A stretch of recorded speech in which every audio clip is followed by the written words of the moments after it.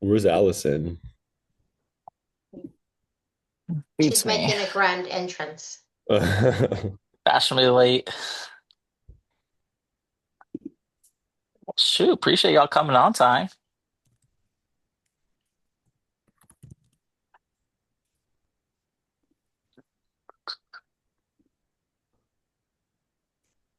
Oh, we got Mark in the house too. What's up, Mark?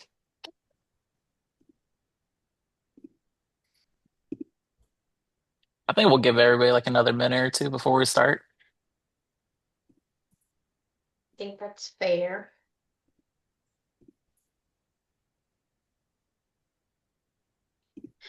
Well, we kind of have to wait for the other panel member too. I know. Oh yeah, that too. So, We'll just throw Jason on the panel. Surprise. He could be the Mhm. replacement.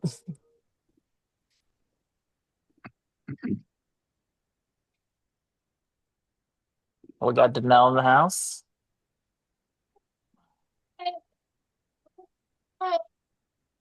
Hey everybody. Hey yo. I think we are waiting for Miss Allison.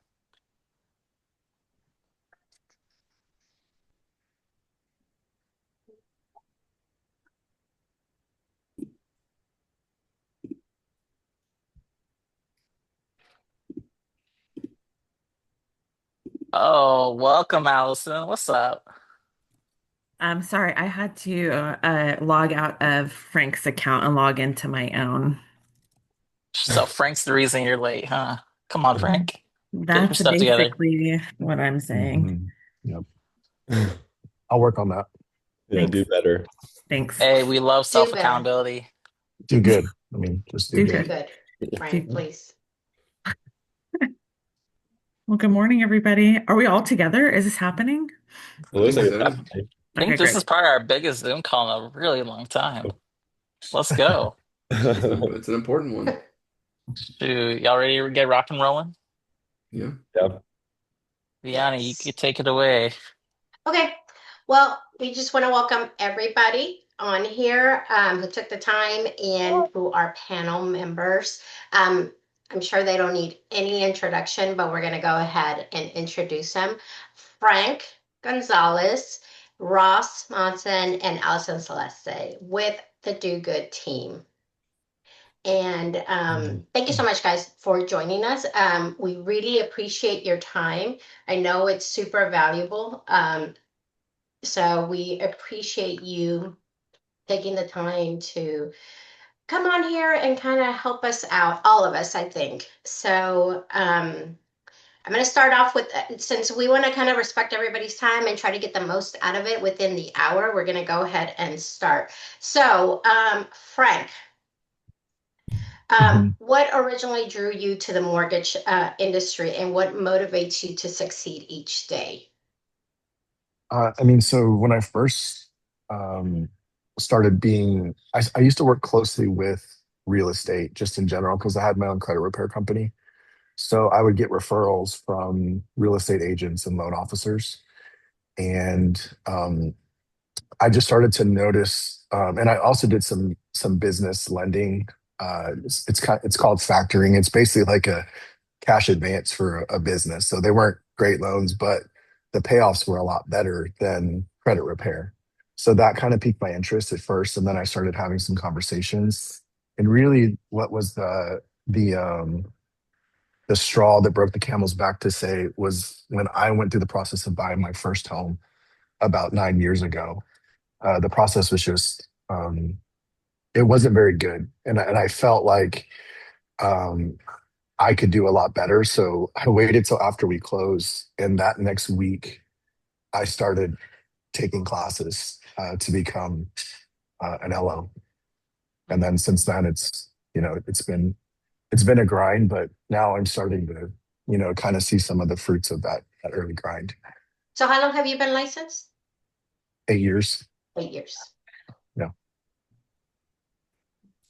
What So about as you, far as Ross? Oh, well, as far as motivating me, I mean, I think it's probably gonna be pretty similar for everybody, but my girls motivate me. I definitely want to make them proud.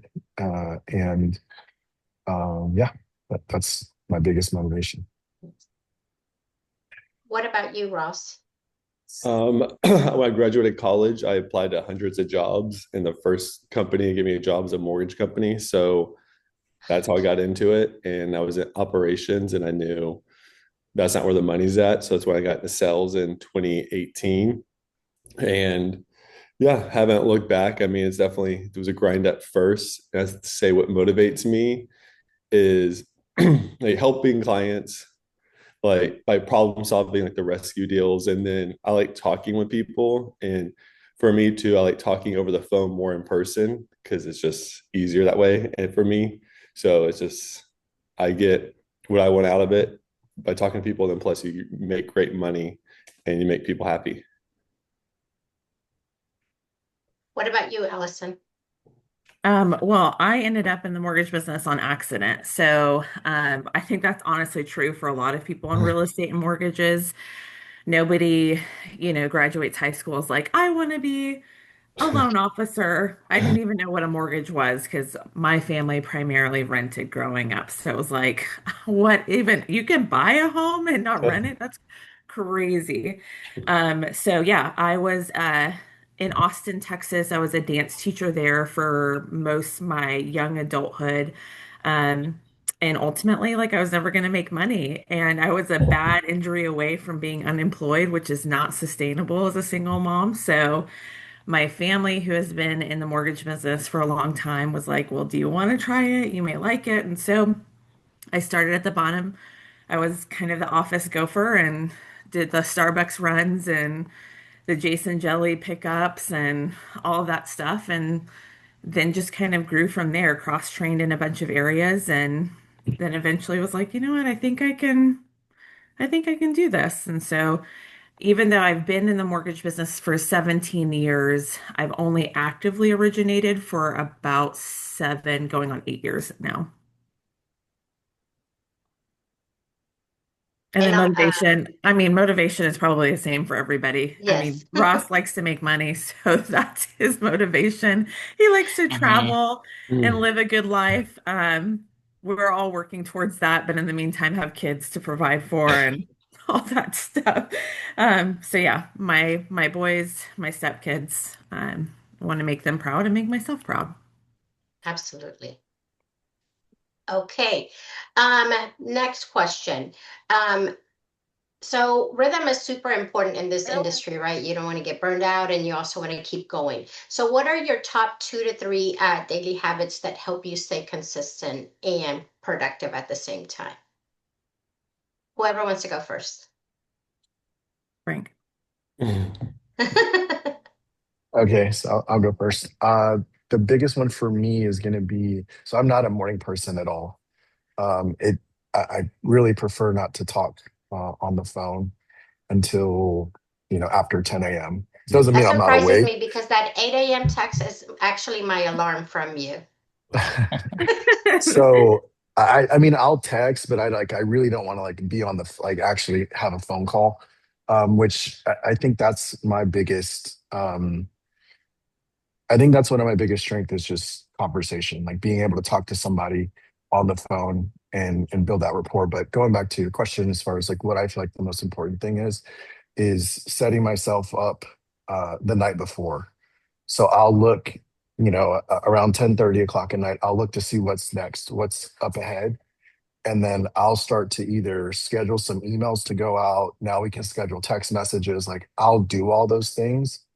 And that lets me, like when I can execute on that, Sunday through Thursday are the days that I do that. Um, Sunday through Thursday evening.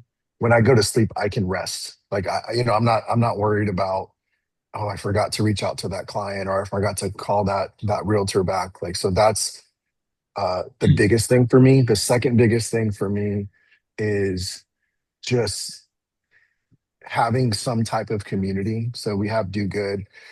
It's super important that I connect with either via, we have our group text and just doing that just to know what's happening with everyone is helpful. Also, just sometimes picking up the phone and calling somebody And whether it's venting or sharing a win or whatever, that's super important because if I'm struggling with something, but then Ross tells me a story about how he just, he's got a $1.5 million loan coming in, like that's exciting for me. Even Josh's kid's excited about that. But he's going crazy over there. He's like, Dad, why don't you get one of those? But so those are two big I'm things, trying, man. yeah, those are two big things for me is making sure that I set the scene the night before, just because I know how I am, and it's gonna take me a lot longer to do that if I try to do it in the morning. Also, I feel like lately, every morning that I wake up, like there are like new things to tackle. So it's like I really get anxiety when I'm having to push those things off because I haven't set myself up the night before. Ross. Popcorn Allison. Well, yeah.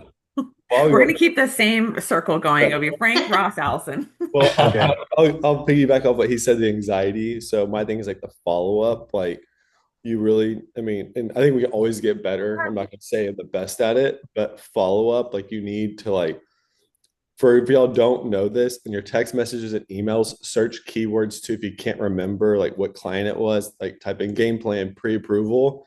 Like definitely the subject line. If you're seeing a game plan, put game plan in the subject line. If it's a pre-approval needs list, like whatever it is, that way it's easier to find because you need to stay top of the follow-ups because follow-ups is how you get probably at least 10 to 20% of your deals. Because if you don't follow up, someone else is and they're taking your deal. So you really need to like follow up is just so important. I would say the other important thing is communicate, like especially if you want this people's business, giving them the bad news 5 days before closing is way better than the day before closing, and you might have burned that bridge at that point. So just setting expectations by communicating is huge because that's you control it. People don't know what's happening in the background if you don't communicate. So that's how it keeps business going.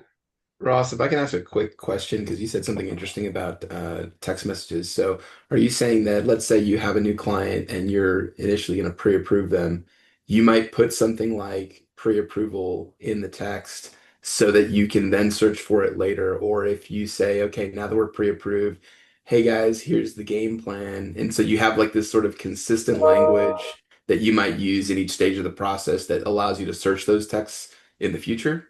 I would say have a kind of crazy brain where I'm like, oh yeah, I told them the word camp or I told them the word like because mortgage would be too common, but I know I said this key word that wouldn't be a ton of text because sometimes I forget about this client, but I know I said this one word.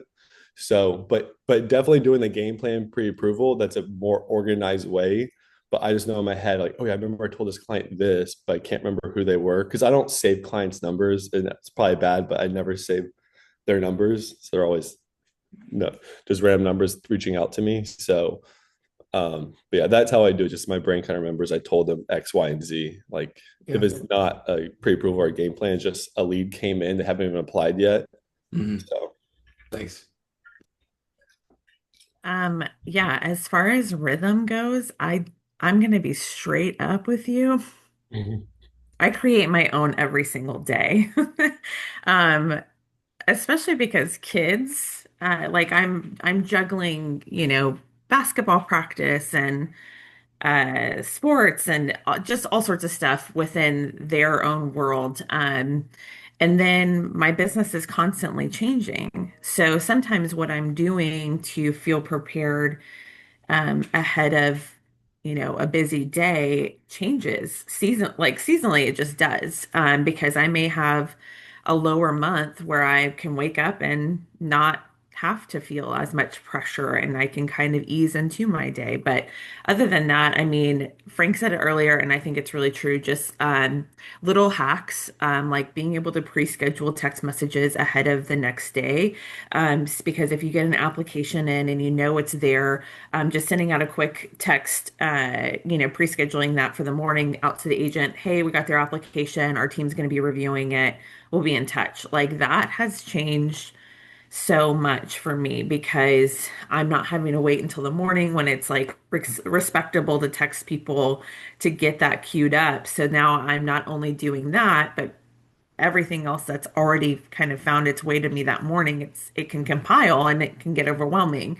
So the ability to pre-schedule emails and text messages are huge. Usually on the weekends, on Sunday, I will pre-schedule my loan updates, like where I know the files are at. So that way, Monday morning, it's going out and I'm getting ahead of, hey, what's like everybody waking up after the weekend being like, hey, what's the latest on this file? I'm already telling them ahead of time, hey, appraisal is expected back this week. You know, we have conditional loan approval. Here's what we're missing. And just getting that out on a Sunday. I used to do Tuesday updates just because that's what was ingrained in me from the core, and what everybody was doing. As a result, like it was kind of a snowball effect in our industry. Everybody started doing Tuesday updates. But I found for me, it works better to pre-schedule that to go out on Sunday. So that way, Monday, I'm not waking up to 15 text messages from agents and or clients asking like, where are we at? I'm like, well, it's Monday morning at 8 a.m. We're not very far. So I've just like got ahead of that and pre-scheduled those emails to send out. So as soon as I log in, usually around 8:30 on Monday morning, then they're already shooting off to everybody. Allison, can I follow up on that real Mhm. quick with Hey, y'all, our can we just leave the questions oh for the yeah, end so sure. we can No so problem, we can Yanni. get that's kind of how we have it set up so that way we don't like so maybe everybody write down your questions so that at the end we can kind of answer everybody's questions so we can keep it going. Sounds great. Okay, cool. Um, Next question is going to be what strategies have helped grow your business and stand out in today's market? Because it's so tough in today's market to stand out, right? Yeah, I'll share two. Still keeping the same order, right, Allison? Okay. Am I doing it right? Okay. So the biggest thing that I've learned, and this is going to be specific to the broker side, coming from retail, is really developing a very, very good relationship with the AE. Um, of the investors that I use, every one of them, the AE for that investor, I can call or text them at 7 o'clock my time, 8 o'clock my time. I can text them on the weekend, and I get responses. Now I had to work to get to that level. Obviously, I had to send them loans too, but um, that's been a game changer for me just because we have so many different lenders and so many different programs. So it's nice to be able to have that resource available when I'm trying to rescue a deal at Saturday at 5 p.m. And I want something, instead of saying I think we can make it work, I want to be able to go in and say I we can get this done, and having some clarity there. So that's a big one. Another one that is that I got from Ross is just sending weekly text messages to my eight. So I have my core agents, but then I have like just agents that I've worked with, and I save their information and I do a mass text. And I used to do it every week, so now I moved it back to every 10 days. But I'll just text out a rate sheet every 10 days, um, and that's what I do, and that's helped because it starts some conversations with. It just gives them perspective on like what rates really could be for any client that they're working with, and I've been able to get deals that way. Yeah, and I'll piggyback off Frank with being in the broker world versus retail. This year, I'll close way more ever did in retail, but also I've never done a land deal, done a 5 to 8 unit, done that, done my most rescue deals. And it's because we have so many options out there where number one, we have lower rates that helps with DTI issues or the 1.5% tax rate, or we can exclude IRS taxes with Rocket, like all these things. And then also you can reach out to so many investors now too. Versus retail is just one person. Now you can like spit off this idea because the best thing to do with your partners is say, that's a great question. Let me get back to you. Do not say you can do it if you don't know yet, because getting back to them in 24 hours isn't that long, because you set the expectation up front. And then, but when you say that, you need to start responding to these AEs because they could take an hour, 5 hours. So you want to stay on top of it. That way you're not doing it 20 hours later, then you only have a few hours left to get back to them. So just honestly, to be in the broker world, having all these options, and then with that, you're communicating with people. Like I keep saying communicating, but like communicating means like you're getting back to them almost immediately. You're not leaving them on red for 24 hours. Honestly, if you don't respond to them in like 8 hours or even 4, that's pretty bad. Even if you're not saying, hey, I'll get back to you, that's good. But saying nothing, you probably aren't going to keep a relationship with them for too long. Yeah, for sure. I mean, for me, I think it is just a willingness to try. I don't like being told no. It's probably a toxic trait of mine. So if I don't feel like there's, obviously you look at a file and you're like, okay, this is truly, there is no way like this. But if I think that there's a glimmer of hope, I am going to exercise all efforts to try and get a deal to work. Which has put me in uncomfortable growth positions because I'm doing things like Ross said, he's doing land deals. I will help work up a commercial deal. Like there's things that I've never dreamed in my life since I started originating that I would learn how to do and feel comfortable and confident leading people through these really hard transactions or really unique loan products. So it is a willingness to grow and get uncomfortable where we all have our comfort zone and it varies per person, but I think that that's been probably the biggest thing over time. And it's not just in doing loans, it's in going to networking events, it's in meeting people that you don't know, it's saying yes to things that you normally wouldn't say yes to. I mean, I've put myself in so many positions that I have social anxiety about, or I don't necessarily feel equipped or confident in those spaces. I don't feel good enough to be in certain rooms, and yet I'm saying, fuck you, I am. So I'm going to show up regardless, and I'm going to make the most of it. And a lot of times, that brazen confidence, whether it's ill-founded or not, has been something that's worked out really well for me. And then just being a genuinely good person. Like if you take care of people, people remember that and you continue to grow off of that. Absolutely. Um, I think it's the same for a lot of us, it's like, I think being in the broker world has really, for all of us, expanded the ability to do loans that we were not able to do before. Even me coming from a broker world, I was limited in that broker world as opposed to here. So this is what's so great. With that being said, relationships are everything in our business. So, what approach are you guys taking to building and also maintaining those relationships with either past clients, realtors,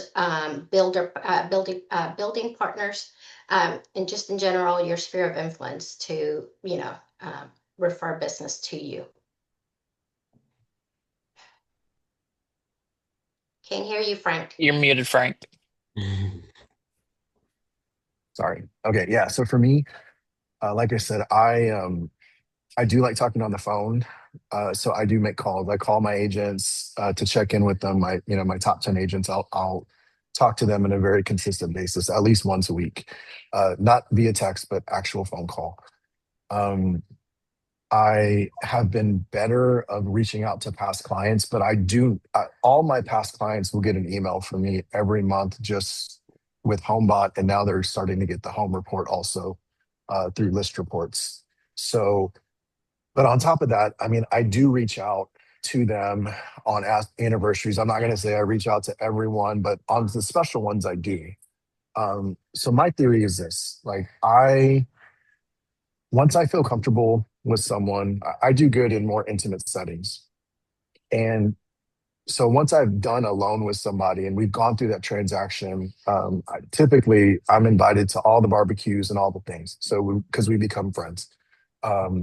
So to me, it's way easier for me to get somebody that already likes me to love me versus getting somebody that doesn't know me to like me. So that's why I'm not huge on social, because I don't have this big personality, because I'm not like that. But if someone, you know, if I talk to somebody like at a networking event or whatever, like I'm going to get some referrals from that realtor. I know I am. Like even if I just met them, but in a more intimate setting. So I focus on that. I do a good job of keeping up with past clients. That's why I do refis. I always have 3 to 5 refis in the pipeline as of like July. That's and just because it's starting to make sense for people and I'm having those conversations. Um, so that's what I do. I mean, me again, I'm more old school. I would like to talk to people on the phone. I do reach out, not just like a mass group text message or a mass email, but I do that. Especially with those clients that have influence. It's important to know that which clients are business owners or they're very successful in business that are going to be able to refer you other business professionals that you would want to do their loans. So that's how I stay in contact with my relationships and build them. And with realtors, the one other thing I'll say is just find out what makes them tick. Like what do they enjoy? And feeding that, whatever that is. If they have a child that is going to college or something, there's a lot of realtors that I see right now, their kids are seniors. Well, we just went through that 2 years ago, and I know how hard that was and how cool it was. It was all the things. So being able to connect with them and just say, hey, like, um, just talking about it, whatever it is, and acknowledging that. I like that. Yeah. So for me, building, I'm definitely it's more on so because I'm not going to cold call, reach out to people like that. I've definitely been organic and with social media too. In social media, I engage via DMs, whether I see what they're posting, like say they post a high rate and then oh, I could have beat that, like, and then just whatever, just trying to engage with them, then posting my content. Because I've got 4 new realtors this year just from social media because the DMs and whatnot. So that just gets them to you. That doesn't secure the deal. What secures it is by you communicating, because every these new agents I got, they're like, you answer your phone always. That's why I love you. So, I'm just saying this. I know people, honestly, I'm closing my house in Denver I own, and this lender recommended has ignored my agent for 2 days, and he ignored me. I go, when's the due date for the appraisal? And he just ignored me. Like, that's unacceptable. Like, I have no patience for that. So I just know so many people are bad at communicating. And just like, if you want to grow, you have to just know this is a 24/7 job of communicating. You don't get any days off. It's just because they don't have patience, and because someone like me, Allison, or Frank are going to come over and then we'll communicate with them. So, I mean, it's really that hard to lose someone because someone else will do what you're not doing. And I do the home bot too that he does, which helps. I mean, I'd get probably a third of my business from past clients. And I would say I should probably do better at following up, but it's because the expectation I set up throughout the process, like the numbers I gave them, they didn't change. If anything, they went down. And then I said, hey, appraisals due this day. Hey, CTC's this far out. Like, I'm updating them throughout the process. So I think if you're staying on top of that client through the process, they appreciate that. So I think that's what kind of helps me get them, because yeah, my post closing could be better, but definitely throughout the process, I keep them updated. Yeah. Um, I mean, it's going to be a combination of those things for me too. Relationships are everything, literally everything in this business. I don't look at referral partners as simply referral partners. I look at them like friendships because you are going to uh, navigate sometimes really choppy waters together because not every deal is straight up. Sometimes they can get a little hairy. Sometimes they're hard loans to begin with. So I think just showing up and creating that space with your referral partners where they know that you've got their back, you've got their best interest at heart. It's not just about the money, it's about creating something bigger for them, getting them paid. And if you are an advocate for them, they will never forget that. And I am a very much a longevity girl. A lot of the relationships I have right now that I get consistent business from, or that have opened up doors to other relationships. I've had since I started originating. So this whole, like, I don't churn and burn. It's not one of those things where I know that I'm meant for every single person. I remember a long time ago when I got into the industry, somebody told me, like, don't spray and pray, don't go super wide with people. Don't try and hit, 250 people and expect that all of them are going to stick. You need to know that you are going to have people that are incredibly influential, that have the ability to send you a lot of business, and you want to go deep with those people. So I know that that's different for Ross and Frank as far as how they go about building those relationships, because sometimes you can't. Like, I happen to have a more female heavy referral base, because that's my lane. So everybody's going to look different in what that, relationship building looks like. I'm not going to call, the VP of Lennar and ask to go to a Texans game like that. Even though I'd have a great time, it's just not how, like, that's not my jam. So that you will find what works for you, and want to lean into that. I had a girls' giving last night that I was invited to from a realtor partner of mine that I've worked with for almost 10 years when I was back in business development, and then I transferred into origination. She was somebody that did not benefit me, but she was an incredibly influential person. So she was a builder rep for a huge real estate team.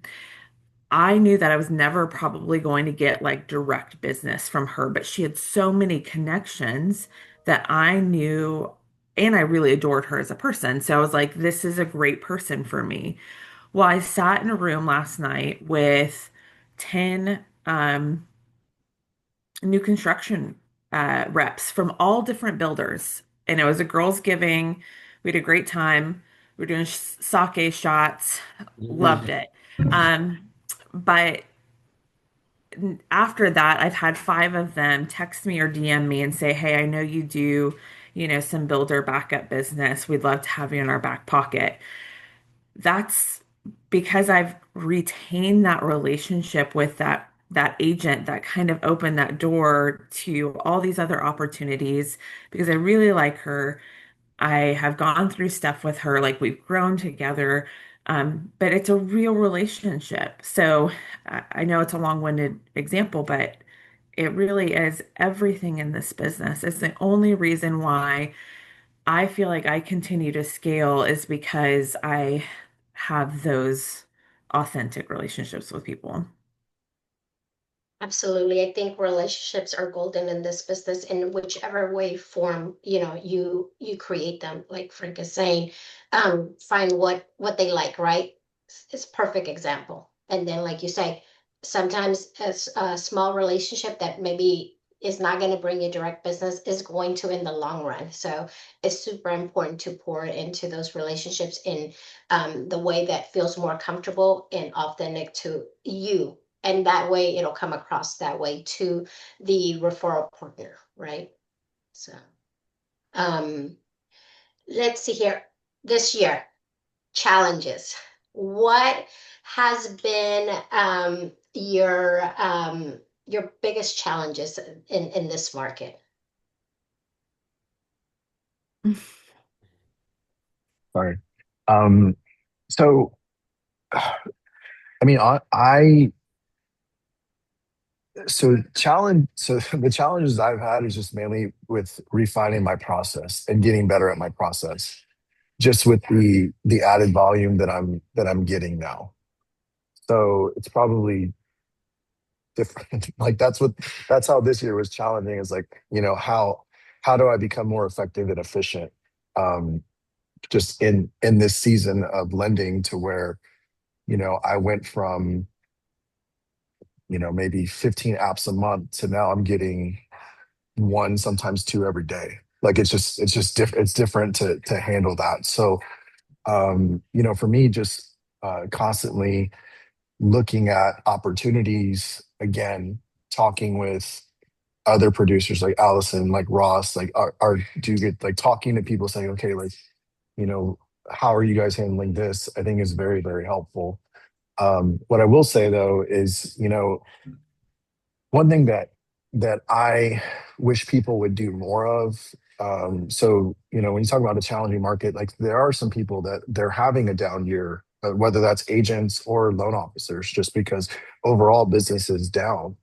Um, is just making sure that you're using that time to grow somehow, like in whether it's education. So like with realtors, I tell them like, hey, like get your luxury seat, like your luxury disposition to be able to do that, grow yourself as an individual. So like in those times where you're not getting the apps and you're still doing all the things, but this is not an instant gratification business. Like you have to continue to farm, and then you'll start to reap those fruits. But in the in between time, how are you growing yourself as a loan officer? Like, what are you doing to get better at your craft? And it's not always about buying software or whatever. It literally could just be like, how do I make my process better? How do I make my process more personable? I mean, you can look at some other items to add to your arsenal that could help that, but ultimately, that's where I feel like people are just they they waste that time by doing nothing when they could be growing. They could be growing themselves and becoming a lot more valuable to their clients and their referral partners. Yeah. Well, that's that's great. Basically, that's what I did last year. I did nothing. Last year was my worst year producing ever, like worse than, I mean, the only reason I got business is because of the communication part. I always answered my phone, but I did absolutely nothing to make my phone ring. I didn't reach out to people. I didn't do content. I did nothing. So my phone only rang from past clients and agents, no new agents. And I definitely wasn't as good with the follow-up game. I was definitely just kind of dialed out of it. But I knew at the end of the year, I'm like, this has to change because I love mortgages and I don't want to leave. So basically, I knew at the beginning of 2025, I'm like, I've dialed it. I need to reach out to my partners. I need to be more in front of my sphere.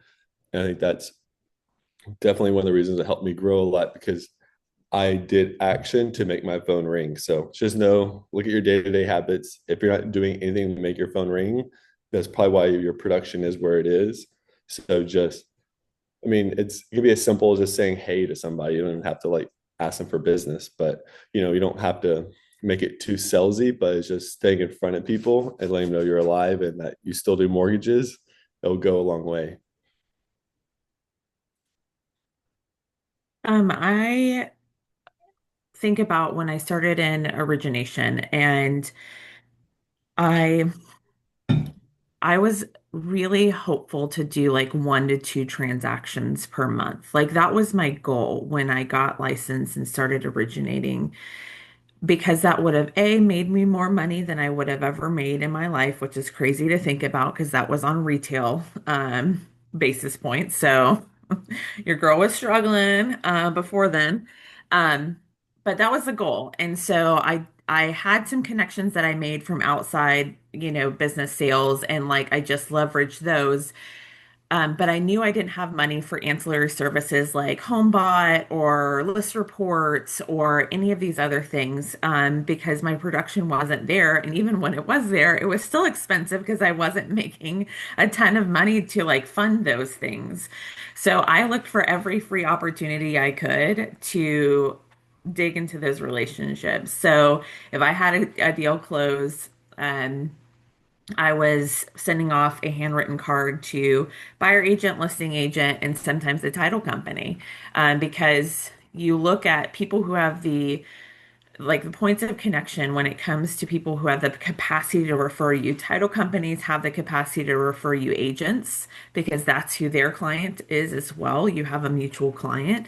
So if you treat them well, it will benefit you. So looking at strategic partners like that was really foundational in helping create more connections for me because they knew who were the movers and shakers. They saw the deals that were falling apart at the title company who needed a better or stronger lender to guide that, agent through their transactions.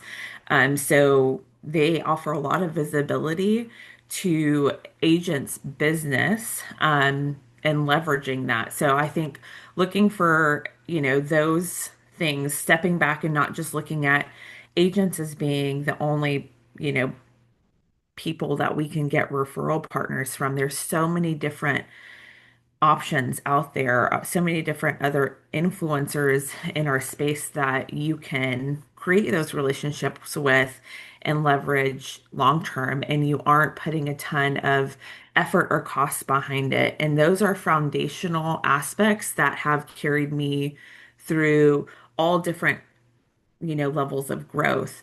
Um, I think I'm similar to Frank in that I'm still trying to find my footing because my production is only increasing, and the broker world is beautiful because you have so many options and you have, the best pricing and all of these things. But it also lacks a lot of structure that you have to create for yourself. So I'm still finding that and what works for me. And that's an ongoing process. And I think it changes regardless of whether you're a broker or not, just through seasons of growth and what works.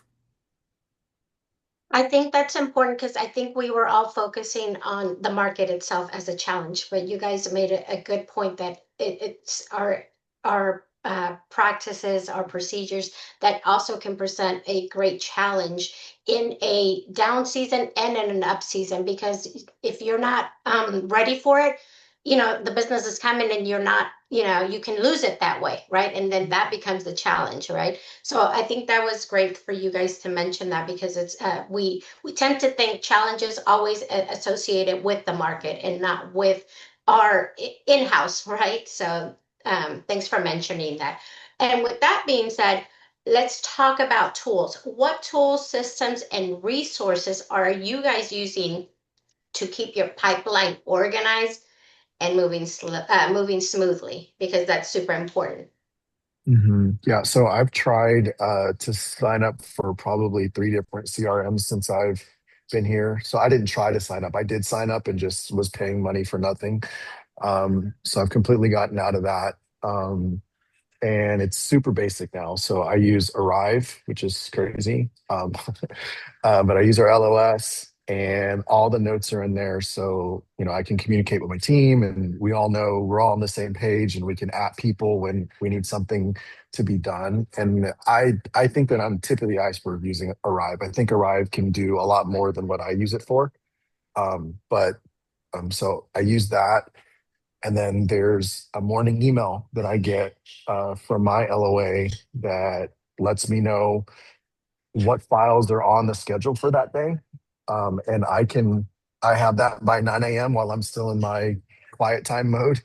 And I can process, drink my coffee, and then also redirect if I need to, and also interject where I need to. And that has been very simple, but it's allowed me to keep the process moving as smoothly as it can for this season as I'm still ramping up and adjusting to that. But you're also on HomeBot. Like what services do you use or recommend? I, I really do like HomeBot. My biggest qualm about HomeBot is that it's not as automated. It doesn't so the files don't automatically get moved to HomeBot. So HomeBot, if I don't know if y'all know it or not, but it just gives the client a monthly snapshot of their home. Also, like the value, it kind of gives them a little idea about what rates are doing, and also their neighborhood, like how are things going in their neighborhood. So I do have a over an 85% open rate from my clients because I set them up. I let them know, hey, you're going to be receiving this. And I tell them, hey, it's free to you, but it's a great service because I really enjoy it too. But where the bottleneck happened was that um, at at the retail, we could click a button, get the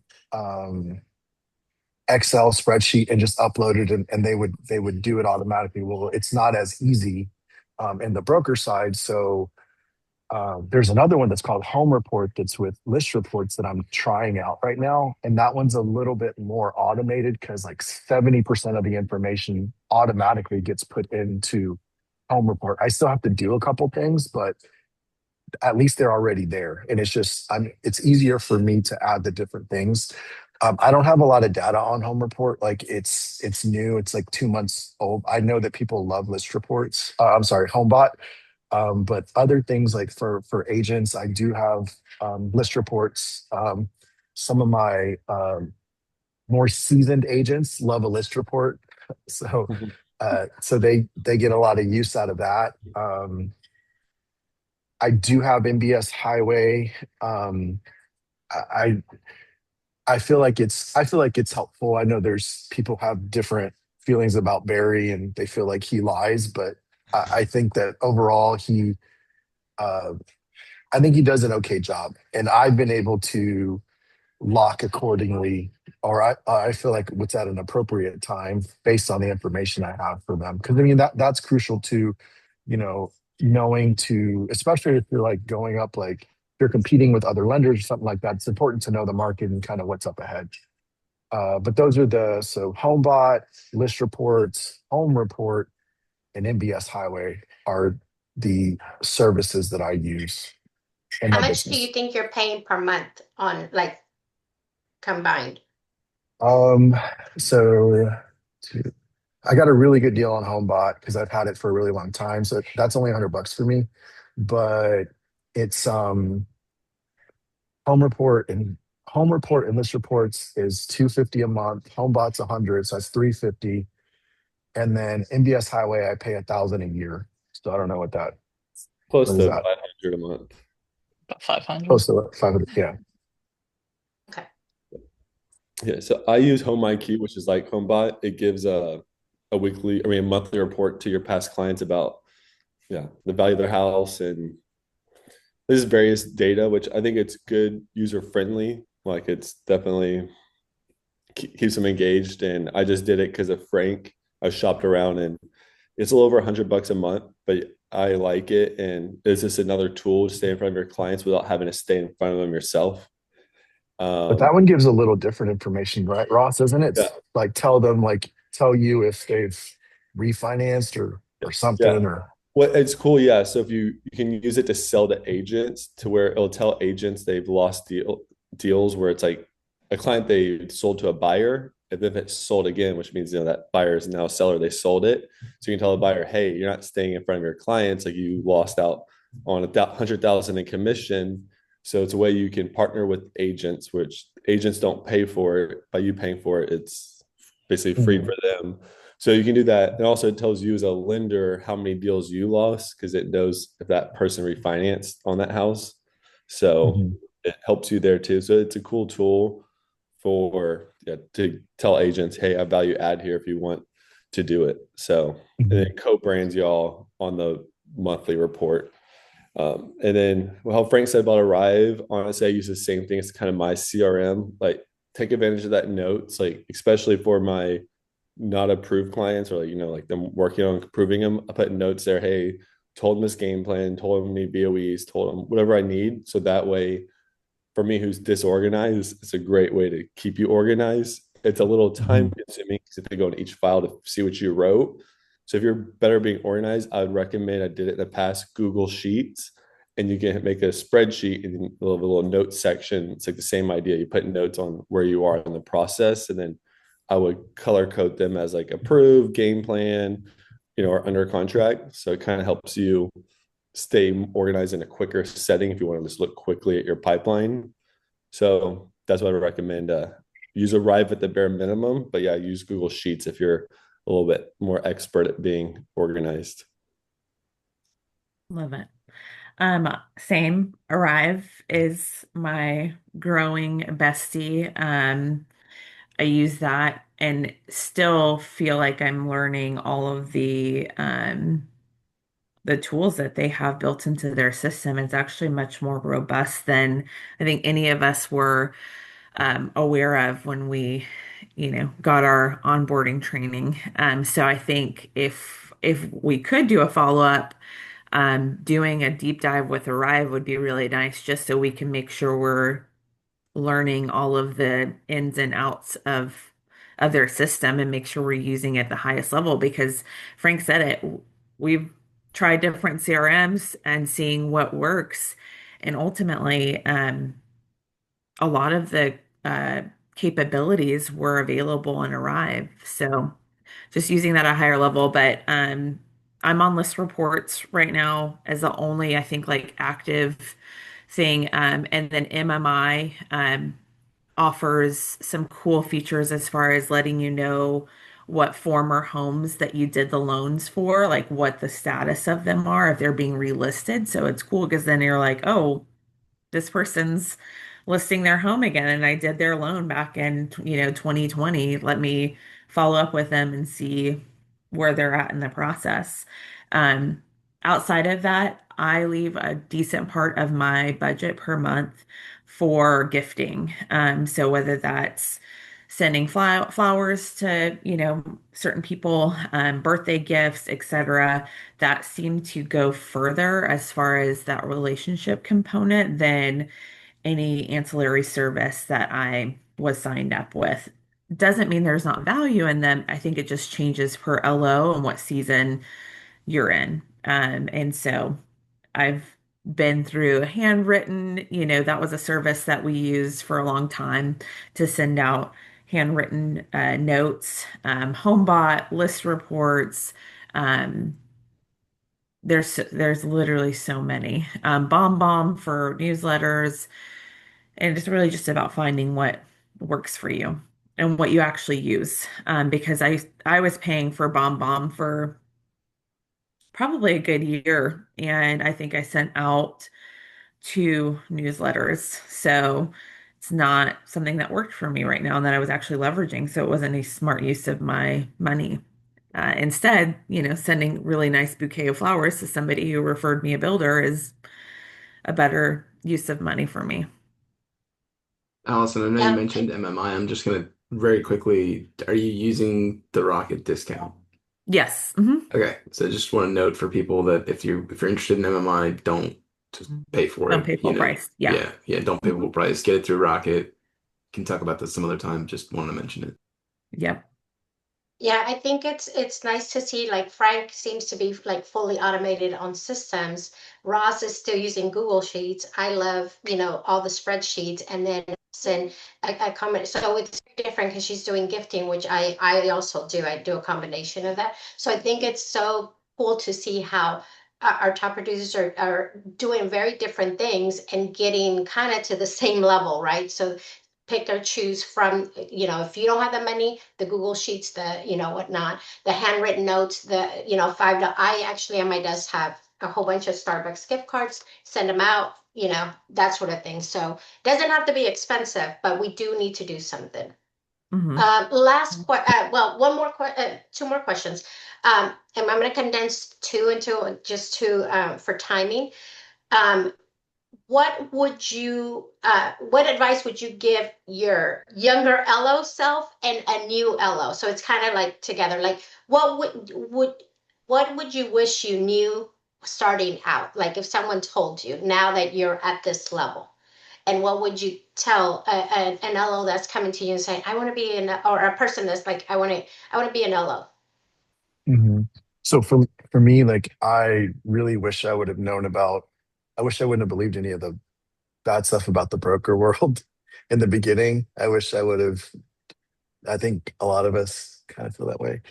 Not that my time in retail like was all a waste, but I probably only needed like 1 year of that, and I could be like 7 years in the broker world. So that's one thing. I think that the biggest thing, like if someone is truly new to the industry, they have to have and so I feel this way too, like even though I'm not new. So you have to have three people in your life. You have to have someone that you're mentoring, which if someone's brand new, they really can't mentor someone in this business. But like me, so I have someone that I'm mentoring, I have someone that's on my level that I can kind of communicate the same thing. And then I have someone that's a mentor to me that is where I want to be.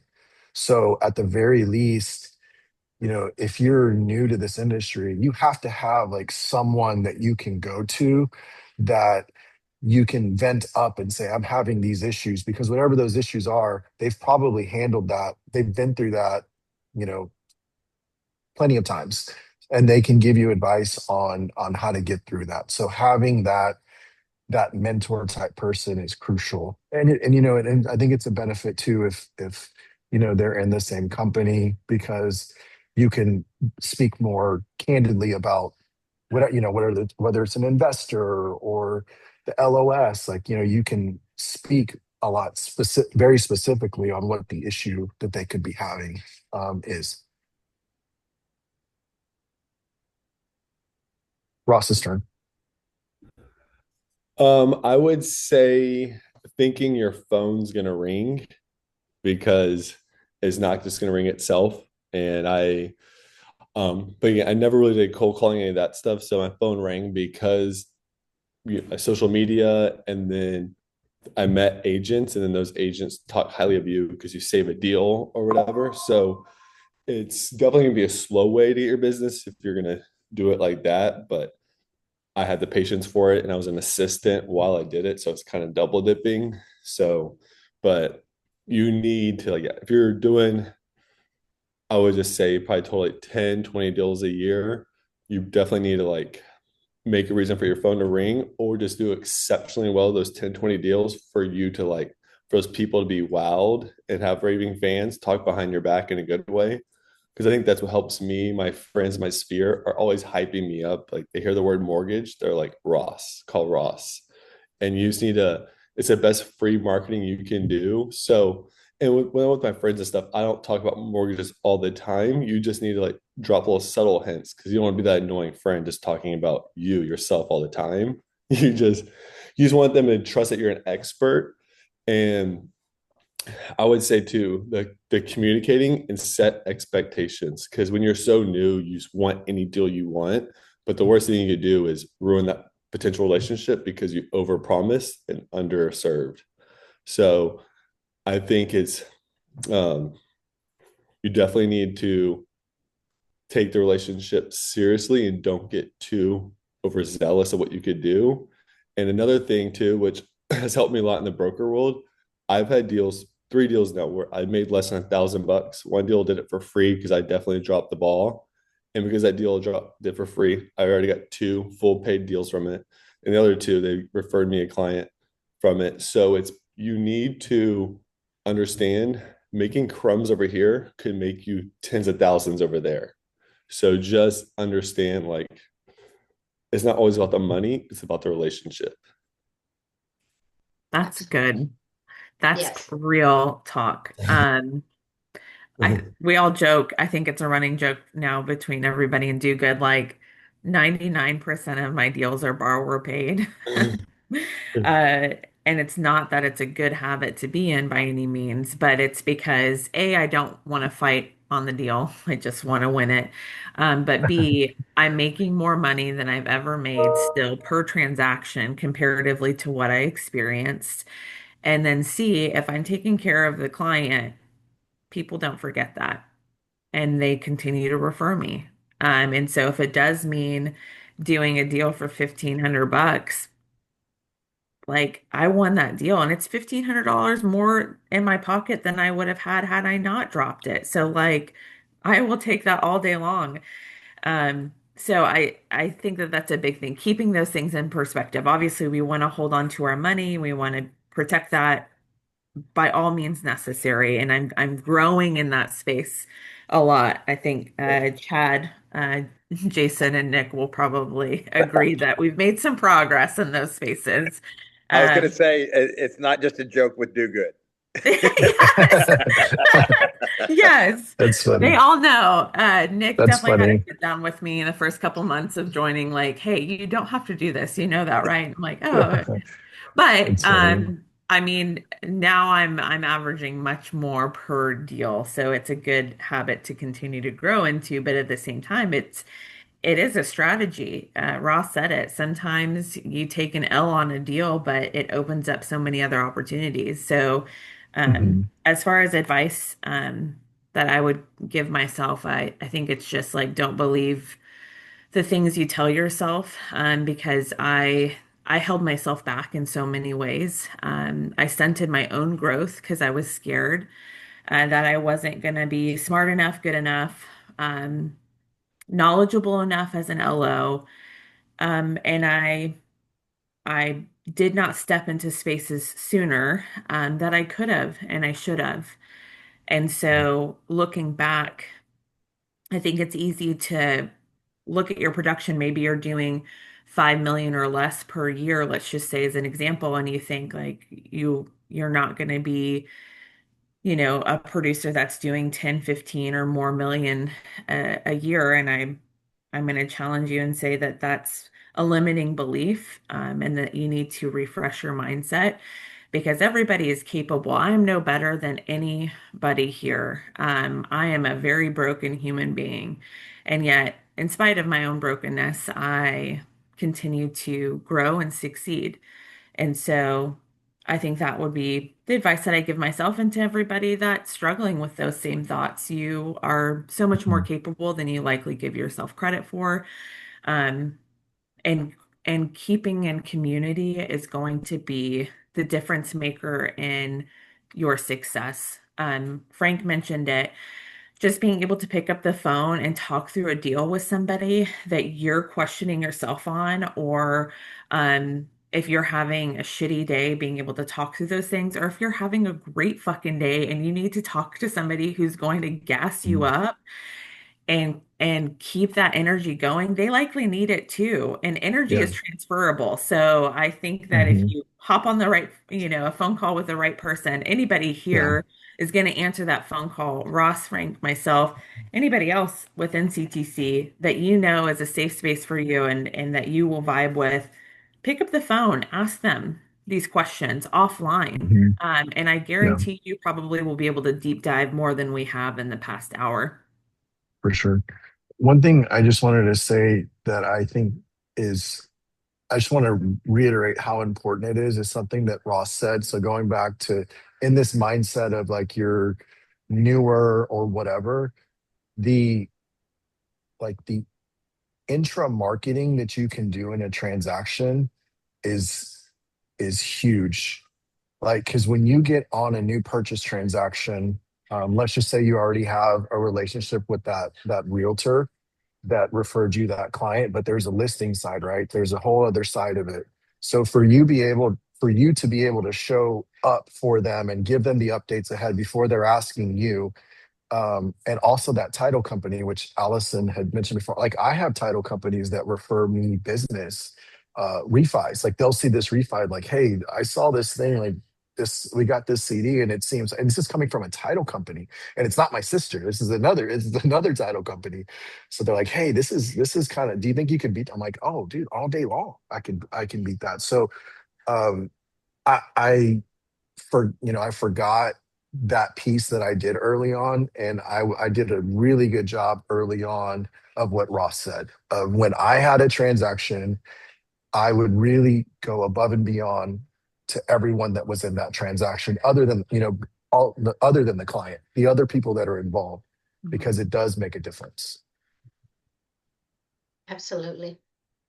And I think it's important, like Ross did mention, like, I think it was Ross, is um, using those relationships like the title company, like the insurance, like we've seen, I know Allison and myself with Priority Insurance, with any of those companies, they will refer you. So if you not only take care of the client, because ultimately that's it seems to be our number one, right? And then the realtor and all of that. But if you take care of all of your other servicing, like title, insurance, they will also refer you because they know that you can get it done. They see what you do. So I think it's important to also remember those relationships and not like, oh, just focus on the realtor, past clients, and, your sphere of influence. I think the servicing companies are also super important. Lastly, as we are approaching the end of the year, if you feel comfortable with, saying your numbers, we would love to hear them. But also, what are you looking forward? Like, what is your goal for 2026? And what excites you about moving forward into this new year and ending this year off, with a bang, hopefully for all of us. Mhm. So I don't exactly know where I'm going to finish the end of the year at. I think I'm going to be between 20 and 25 million. To put in perspective, my biggest year before this was probably about 12 million. So doubled. Um, I doubled this year, so that's pretty exciting. What I'm excited about the most is uh, probably a new Fed chair and maybe some more refis. I think that could be a big possibility, and I'm preparing myself for that. But um, I mean, I just feel like you know the best is still ahead. So it's exciting. I think that we've learned so much. Um, just as a group, as a whole, CTC Do Good. I think we've learned so much, we've grown so much, and we've leveled up as an entire company that it's that in itself is exciting because I know that there's going to be um, a lot more success, a lot more best practices, probably a lot more of these calls that'll happen that are just going to be helpful and motivating. Yeah. So funny enough, I'm pretty much just like Frank. So the most I always did was about 12 million. Did it pretty consistently. Like I said, last year was my worst year. I did 9 million. And just for me, I always did like 12, 3 years in advance before that. So it hurt my ego a little bit, but I did know I did absolutely nothing. So granted, so just know you can bounce back from it. And it's a funny to see. It's because of the broker world. It gives us so many options because we both were at 12 million in retail. And I'll probably do at least 25 million, maybe a little bit more, depending upon if I get a few more of these big deals that are shopping. And my goal next year is to do over 40 to 50. And that's definitely depending on where rates. I'm banking on doing 15 million refi next year. So if rates do fall to the low fives for conventional and then high fours for FHA, I think we should all easily be able to do a ton of refis. So yeah, I mean it's definitely good, and I've had my stretch goal of 25 million for the past 4 years, so it feels good to actually hit it for once and be there versus being half off every year. It's amazing. It makes me so proud though. So not everybody knows, but Ross, Frank, myself, and Vianney, Danelle, we all have crossed paths in different spaces of our careers. We've all worked together at some capacity. So to see growth across all of these individuals, not just from a production standpoint, but from an earning standpoint, it's incredibly humbling to witness. So it makes me really excited for what next year is going to be because I do think it's going to be an incredible year, even if it's hard. If all of us were able to succeed this year or for the past 18 months, really, we have it in us to to absolutely obliterate next year, and that's the goal. I'll end my year probably at 35 million. And the last time I even touched this, I did 32 at the height of COVID. So to know that I did COVID numbers in a non-COVID market is pretty cool.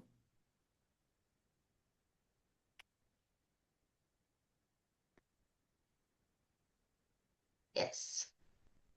It's amazing. I have to say, like, from my perspective, I came from a high producing, and for me, that was really hard because I was a, $24 million producer on a team. And when I came here, that was really hard it was really humbling to go down to probably half of that or a little less, but I've made more money.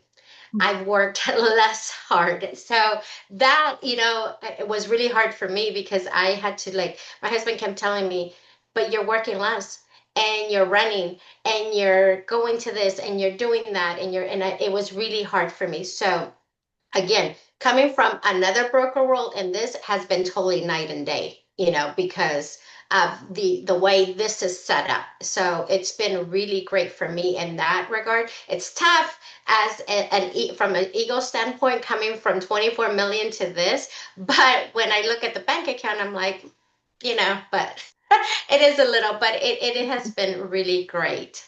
Um, Thank you guys for sharing. And now I'm going to open it up for everybody to ask their questions. Hopefully, y'all wrote them down. I know that you guys had a lot of nuggets to share. And so let's go ahead and ask away.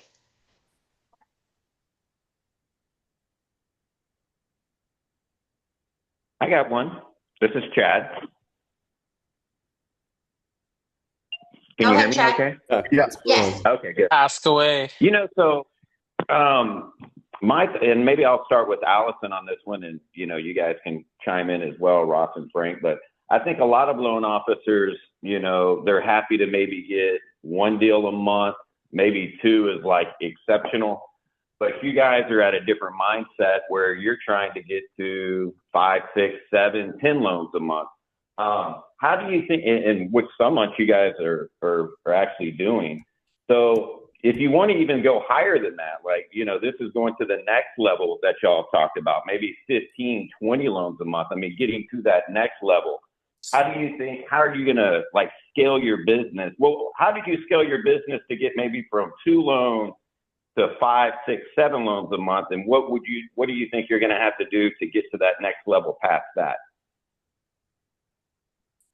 Like, are you going to need to maybe bring on more support? Because I know, like, when an application comes in, a lot of your time is probably spent pre-approving that buyer, going over loan programs, and then nurturing that to contract. How are you able to kind of go out and start getting more business and build a team around you to, support the loans that are already in the funnel? Yeah, I mean, I know I'm gonna need more support. So that's gonna be key for us heading into 2026 is really identifying what those people look like and offloading things that just really aren't the highest and best use of my time. And that's been an iteration of growth through every level of production that I've done. So at 1 to 2 loans a month, I was doing everything. And then at 3 to 4 loans, maybe I was doing a little bit less and leaning more on my processor. And then at 5 to 7 loans, so I'm still heavily involved in each of my files, probably a control freak aspect of myself. But as far as what each threshold has um, required is just a continual self audit. What am I doing that's not the highest and best use of my time that I could let go of or give to somebody else? So that way I'm not dragging down my ability to do more.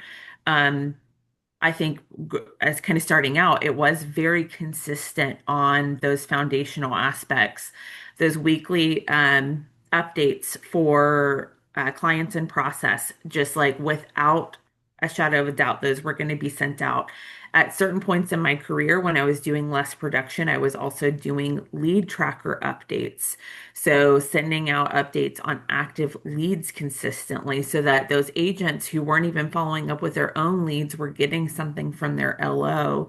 I am not doing that right now because that is something that would be really difficult for me to manage. But there's a part of me that knows I'm going to need to bring that back in, and that includes offloading it to another person. So that's going to be something that I reincorporate. But being really consistent with doing like a quarterly value add event, whether that's kind of piggybacking off of what a title company is doing. So that way you're not recreating it from scratch, just connecting with those leveraged partners and saying, hey, when's your next event?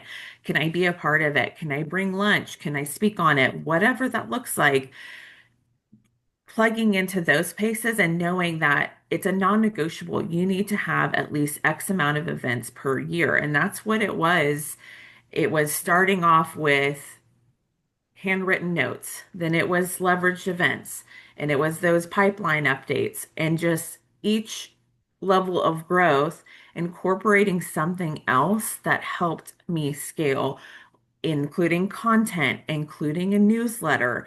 So I am now at the point where I'm scaling to at a pace that it's hard to retain consistency in those spaces, but I've already earned trust from a lot of my referral partners in those foundational efforts, and they continue to feed me. And so now it's just a matter of getting more support in so that I can bring back those really tactical components that will help me continue to scale because I do want to do, 50 to 60 next year.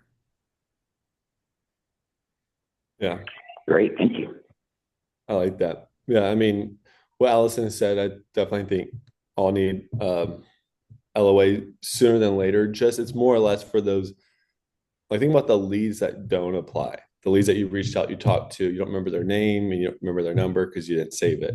Like having a LOA who has to put that data into a spreadsheet for those, and then also the ones who do apply, so you better follow up. And the game plan buyers, that's a 6 month game plan, a year game plan. That'll definitely help. How you said like getting how you gain the new deals. I would say getting the new deals is your communication, setting expectations, your follow up, like because those things you can control so well, your communication, your follow up. If you're doing a bad job at that, you definitely need to figure out where it's going wrong because if you're not good at those two things, it's going to be hard to scale. It's going to be what Allison said earlier, the churn and burn. You're going to lose that relationship, need a new one, lose new. And so that's not a fun game that I want to deal with because most agents I have, they never leave me. The only reason why I lose agents is because I stop doing business. So that's why you have to keep getting new agents because your agents get burnt out or they just had a hot year that now they're doing, one deal a year versus doing 10 deals a year. So you always have to continue growing. And so for me, it's social media and DMs and the follow-up game and just making sure through the process of under contract, they felt heard and they felt appreciated and trusted the process. But yeah, I think an LOA will definitely help as you get more business. And I think it's kind of funny too, as you get more business, I think this happens naturally. Just it's kind of funny. I just been getting more and more calls from people because of word of mouth or just social media. So because as you grow, now you have more people who know about you. So I think that's kind of the reason why you get more word of mouth. Mm-hmm. Frank, are you with us? Frank. He's at the golf course. He's It probably is almost talking 12. through a rescue loan. Okay, let's Sounds like any other Frank. questions? So Ross, I got a question for you on that part. You had said I guess you have about 10 referral partners. Is that right? No, I have more than that. I've probably Okay. like 30, but I would say I did the math earlier. I have 8, no, yeah, about 8 referrals this year who gave me at least 5 deals, 8 referral partners. So, Okay. What I and was going to ask is, do you kind of, you only have a certain amount of time to talk. I mean, you can't be everywhere at once. You can't have relationships with everybody, kind of like Allison was saying. Are you kind of strategic and maybe limiting who you actually work with, like who you consider a referral partner and spend less time with that person? Maybe it's somebody that gives you clients that never really tend to work out, or they're part-time realtors, kind of on the side. Since you have a limited amount of space, you kind of focusing on a certain group, whether that's realtors or builders? I don't really focus on builders too much. I definitely should. I would say Next year. yeah, well, funny enough too, most of my deals I get, they're basically either under contract or making an offer on a house, which helps me with the follow-up game because then I don't have to follow up weekly. How's house shopping going? So that's one thing that helps on time. But yeah, number 2 is kind of break down communication more. I don't start talking to people till 9 in the morning, kind of set that expectation. And I'll take calls till 7, 8 at night, always. Like, and that's definitely for agents who are producers or people who I want to gain their business. Like that's kind of explain communication better if y'all are wondering. Like you're pretty accessible in that sense late at night. But yeah, if you're an agent who doesn't do much business and all right, typically you can guess why an agent's calling you. I don't answer like past 5 if I don't jive with them, if they annoy me, I'm like, they can wait till tomorrow. Like, because and they don't get mad about it because they do one deal. Like, if they do one deal a year, if I lose them, too bad. But at the end of the day, they don't go anywhere else either because they're not that busy. Yeah. There is Right. definitely a thing of not of pouring into people that return is just not going to be there, because maybe real estate is their hobby, maybe they have a full-time job and they do real estate on the side. So what was helpful for me early on was to create a top 50 list, and have like your top agents that you're either targeting or that refer you most heavily. Like those are kind of your top 5 to 8 agents. And then you have different tiers under that. And each of those tiers require a different level of intentionality or time or attention. And you don't want to give your time and attention to somebody who maybe will close 3 deals this year. Even if you end up with all three, that would be remarkable. But still, it's who are the people that you are closing the most at. So, kind of looking at the end of the year, what I would encourage you to do is look at who you close the most business with and who you close the most business with also last year. Like, are you losing that agent's business? Are they doing less business? So that way you're not spending, $100 on a fancy lunch for somebody that is not your top realtor. I mean, every few months, I will audit what my referral partner base looks like, and who is actively referring me. And those are the people that I spend, time, attention, and money on, to continue to earn that business and retain that relationship. So I think it's always good at the end of the year to audit what your lead sources are, anyways, so that way you're aware, because sometimes, like I did this last year, and I thought that an agent that I'm very dear friends with was surely number one. And I'm like, she's not. And it's not that she's not a dear friend to me anymore. I'm not dropping her as a friend, Mm, but now I know, okay, well, maybe that's not a person that I need to do, custom closing gifts for, or maybe that's a person that I don't need to spend, during a work day, or a work week, every week I'm seeing that person. So I think it's important to be mindful of where the business is coming from and not putting more time into that event, that person or that relationship. And if it's helpful, Josh and Vianney, I have the top 50 like list. It's an actual form that people can print out and write it in, their agents' names just as an exercise. So that way you are auditing people that you're spending time on and with. Maybe you can drop it in the CTC WhatsApp, Yeah, yeah, I can do that. you I've know, got it somewhere in and my Gmail. mhm. And because I think, yeah, that's important when you look at that, is how do you categorize your referral? Mhm. Even like family, or, like, the guy at the gas station, like they go in your top, like they get a number. Mhm. yeah. Hmm. Your referral partner doesn't have to be a realtor. It could be a No. CPA, divorce, family, a friend, a past Hmm. client. Like, yeah, doesn't not I unique. find that the person you couldn't do the loan for sometimes is the one that refers you the most, because you took the time to Oh tell yeah. them why they couldn't qualify, what their options were. And so they're just, even, or if you got beat out by a builder's lender, they will still refer you business. Definitely. Yeah, agreed. And I think I that list had a is super question helpful. for Frank, but Frank, are you still there? I don't know if you can hear me. He actually does have a tea time at 12.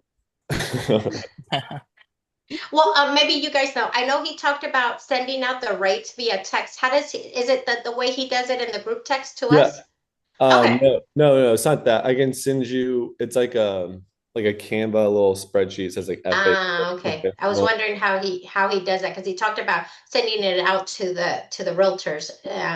So that would And be good. And I'd like to incorporate that. which I got If him on. It's called the Reach app. It's $7 a month. I recommend, like, and just in general, spending money now that you're 1099 and thinking about it as like a write-off. I'm like, so don't think about it as an expense. I have a write-off. So get your brain Mhm. thinking the right way. So Reach Correct. is a way where you can create a group, as many groups as you want, and you just create the message and you just hit send, and automatically would have sent it all these people versus you having to individually go to Oh, them. wow. And you can code it too to where you can type in like it'll show you how like parentheses first name or last name and it sends it like that.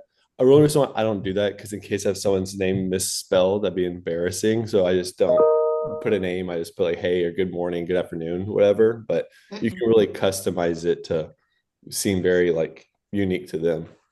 Cool. Yeah, if you don't mind, I I'd like to maybe start using that.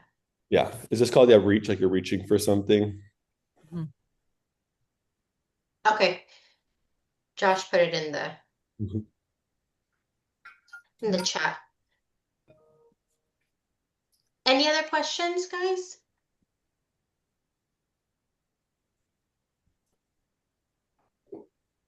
It was fun. I appreciate it. What? Yeah, this was good time. Thank you for putting this together. Of course. I think maybe we could try and do it quarterly, and it'd be nice to hear what everybody's doing and how we can help one another. I mean, we already help one another in the chat, I think. But maybe this will be something we could incorporate every, quarter to kind of motivate each other. Because I know it's, you know. Yeah, definitely. Agreed. I hear you. Agreed. Perfect. Thank you guys for your time. We appreciate it. We Thank you all. appreciate Thank you. guys. Thank you for sharing. Thank you Thank all. you guys. Yeah, Have a have a good good one. Thanksgiving. Bye-bye. Peace. Bye.